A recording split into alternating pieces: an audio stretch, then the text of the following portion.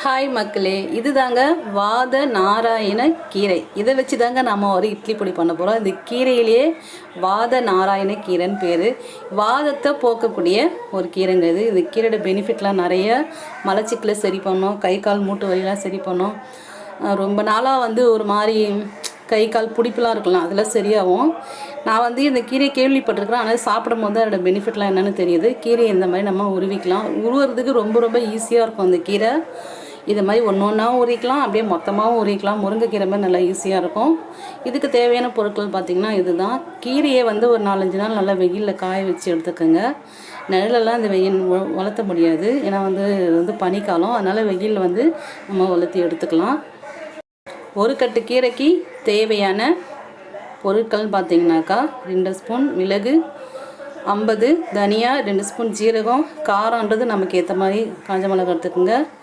ஒரு 25 கிராம் அளவுக்கு எள், 200 கிராம் அளவுக்கு உடச்ச கடலை, 50 கிராம் அளவுக்கு கடலைப்பருப்பு, 50 கிராம் உளுந்தம்பருப்பு. இதுக்கு தேவையான பொருட்கள் பார்த்திங்கன்னா இவ்வளோதான். பூண்டு ஒரு 5-6 பூண்டு எடுத்துக்கோங்க. ஒரு 6-7 பூண்டு கூட எடுத்துக்கோங்க, நல்லது. ஒரு கட்டு கீரை, அதாவது கருவேப்பிலை ஒரு கட்டு, இது நம்ம எடுத்துக்கலாம். இது எல்லாத்தையுமே நம்ம ஒன்று பின்னாடி ஒன்று வறுத்து எடுத்துக்கலாம். ஃபஸ்ட்டு கடலைப்பருப்பும் உளுந்தம்பருப்பும் போட்டு அடுப்பு ரொம்ப லோ ஃப்ளேமில் வச்சுக்கோங்க. கருகவும் கூடாது, அந்த அளவுக்கு நம்ம வறுத்து எடுத்துக்கலாம். அதுக்கப்புறம் தனியா, மிளகு, ஜீரகம் அதையும் சேர்த்து நம்ம அப்படியே கொஞ்சமாக வதக்கி எடுத்துக்கலாம். கூடவே எள்ளு போட்டுக்குங்க. இதோடு சேர்ந்து வதக்கக்கூடிய பொருள் பார்த்திங்கன்னா இவ்வளோ தான். இதை தனியாக நம்ம வறுத்து எடுத்துக்கிட்டு அதுக்கப்புறம் உடச்ச கடலை அதையும் வறுத்துக்கலாம்.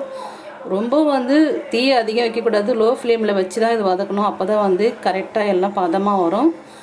காஞ்ச மிளகா வறுபட்டதுமே நல்லா புசு புசுன்னு நல்லா உப்பி வரும், அதுதான் நமக்கு பதம். மிளகாவை நம்ம எடுத்துக்கலாம். அதன் பிறகு பூண்டு தோலோடவும் போட்டுக்கோங்க, அதான் நல்லாயிருக்கும். இட்லி பொடினாலே பூண்டு தோலோடு தான் நல்லாயிருக்கும், அதையும் நம்ம வறுத்துக்கலாம். கருவேப்பிலை அதையும் நம்ம இது மாதிரி வறுத்து எடுத்துக்கலாம். கீரை, வாத நாராயண கீரை, அதையும் நம்ம கடைசியாக லைட்டாக அப்படி வறுத்தோம்னாக்கா நல்லாவே கலர் மாதிரி நல்லா சூப்பராக நல்லா மொறுமொறுன்னு இந்த அளவுக்கு கை வச்சு அப்படி நசுக்கிற அளவுக்கு மொறுமொறுன்னு ஆகிடும். சூப்பராக கலரே மாறிடுச்சு பார்த்திங்களா. தேவையான அளவு உப்பு அதையும் நம்ம வறுத்து எல்லாத்தையும் ஒன்றா போட்டு ஆற வச்சு அரைச்சிக்க வேண்டியதான். பூண்டை மட்டும் கடைசியாக நம்ம அரைச்சி சேர்த்துக்கலாம், சூப்பராக இருக்கும். ட்ரை பண்ணி பாருங்கள் மக்களே. இதை அரைச்சி ஆற வச்சு ஒரு பாக்ஸில் போட்டு மூடிடுங்க.